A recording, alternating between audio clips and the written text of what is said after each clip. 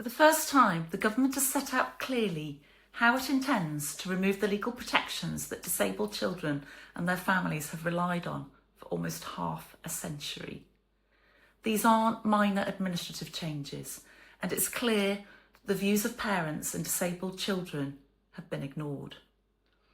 There are fundamental changes to legal rights and SEND appeals, and parental choice will be removed, giving all the power to public bodies.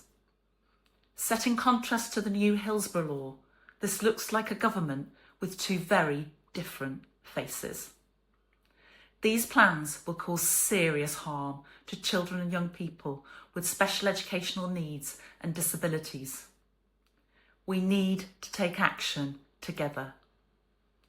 The detail missing from the main SEND consultation is slipped into a consultation about education other than at school, or EOTAS. Here's what's proposed. No rights to appeal if EOTAS is refused, changed or ceased. The only option will be to request an early EHCP review. No separate right to an appeal for a child's needs or provisions set out in an EHCP. These will only be considered as part of appeals about untested and unworkable specialist provision packages. And we already know there will be no right to appeal a placement. It's called an EOTAS consultation, but it's much more than that. It affects every child with an EHCP.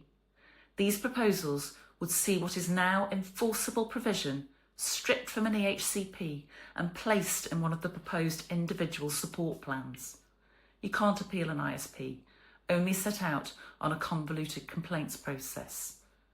We must join together to defeat these harmful plans.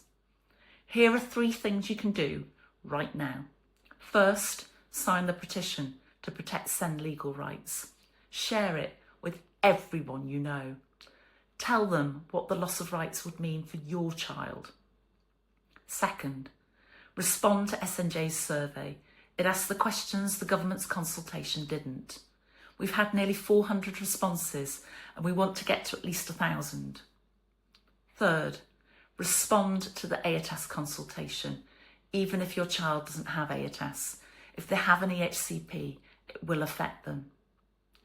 We won't sit quietly while disabled children's rights are removed. We're about to have a new Prime Minister. Let's make sure he hears from us.